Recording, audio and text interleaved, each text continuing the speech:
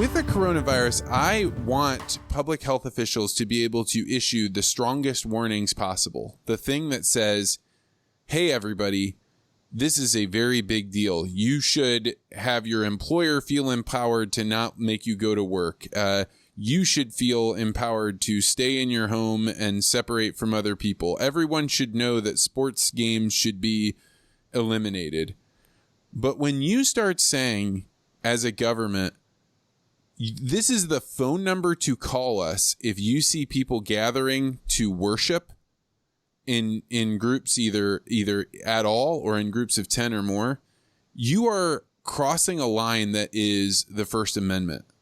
And if people want to make the choice to surround themselves with other people and be close to other people, I recognize that puts more people in danger. But on some level, people have to be able to make that choice, because that's the First Amendment, the right to assemble, the right to gather and have speech. I don't think this is a good plan at all. I don't think we should be doing that at all. Yeah. Well, you run into, and I may be butchering this, but Jordan Peterson would talk about in Russia, whenever they would, I believe it was Russia, where the people could go and say, well, this person is not faithful to the party, and then that person would disappear. Do you remember what it was? A Gulag Archipelago? Oh, yeah. That's it's not Viktor Frankl. It's I know the book. I read the book, and it was horrifying. I got to a certain point on a plane, I wanted to throw up. You're right though. The informers. But think about it. If you knew someone who wasn't doing what was good for everybody, what do? You tell on them. And then becomes a weapon. I mean, it will become, if it stays that way in society, it could become a weapon. Now, there's also the reality of this is just a freak out weird time where gathering in groups just happens to maybe be dangerous. So for a bit of time, you have to give common sense to people who say, don't do this. I think you give credence to the idea that, okay, let's do this for a while. Once the social distancing, so are you saying off, if people are doing it, should the police officer be able to stop by there and break it up and send everybody home? I think at this point, the police officers are going to be like, yeah, good luck with that. We're not going to go to that and break up a public gathering, because guess what that police officer has to do? He has to go in the middle of a crowd and move them away like bullshit. He's going to be like, look, if these people all want to get sick, I guess they're all going to get sick. Like, that's how it's going to be. Well, that's why Cuomo, whether or not it's supposed to be, that's what's going to happen. When I they're saw going to be like, yeah, if you have together and you get this, then that's on you, which honestly is kind of a pretty libertarian principle. If you really want to get down to it, and a society would say, enter society at your own risk. Now think about that. Then we would start to really get a marketplace value on risk, because then people would say, there's no government telling me not to do it.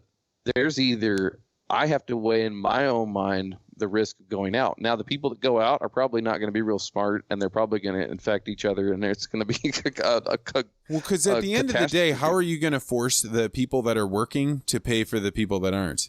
You got to have somewhere along the line people that are doing work make the decisions. You better go read some Ayn Rand, I guess. That's kind of the basis of theirs, the producers, and I don't know. I think that there's humanity in it. I think nobody that raises food or is an essential worker, nobody feels disposable. Nobody thinks that, like, they're not going to deprive their fellow man of food if you had to, within families and communities. Like, that's not going to happen to the best ability that people are humans. The reality is if Go ahead. If the world stays at its current pace, where everybody's locked down and a whole bunch of people aren't working, then you've got to have a philosophical discussion of, are we really going, whose time is valuable? Is the time of somebody sitting there watching Netflix who says, I need to get paid my wages? Well, maybe you need subsistence wages where you can buy some food and some water and a few nice things or whatever, but you don't need to make sure that the car that's in your garage that is not being used for society, make sure that payment goes. Like, there will be a point of essential and non-essential capital allocation if you want to get to it. I mean, and that will be decided by society. But I think that there's so many levels that's of this. Truly that socialism, really though. If you do any of that, that line ends up becoming how much of the responsibility is borne by the state, borne by the workers, and how Yeah. much do you get to just take from them? Because like, Well, I think that it will have to be a defined line of not even, it won't be like a, hey, that this day forward, this is what my value is, you know. But there is a point in time whenever, man, I don't know. What are you going to do if you raise food, or you protect the society or doctors? Are you going to say no? I'm not doing it, because that's within a. I mean, I don't know. What do doctors and people that, like, I don't have an oath to anything. I have an oath to my family. If I have to, I'll shoot a cow in the yard. But that's my existence. Other people, you know, are they going to not show up for work? The essentials, or the people that have to keep going to keep the world spinning? I think that as long as there is a net for people, they will choose to do the, you know, I imagine myself in this kind of John Locke state of nature. There's no food and I have to shoot the deer that are in my backyard and hope that I don't get chronic wasting disease from it. But like outside of that, would I collect food stamps, or would I go out and do lettuce harvesting on John Boltz's lettuce farm down in Yuma, Arizona, in the Arizona sun all summer long, cutting out lettuce in order to make my money? I can tell you that it would be damn tempting to take some check, because that work, I know how hard that work is. And that is brutal work that those people are only doing to be able to get their kids on to a better life, but they never had something better. They didn't step down to go do that work. That'll be really hard to do. We're all vegetable pickers now.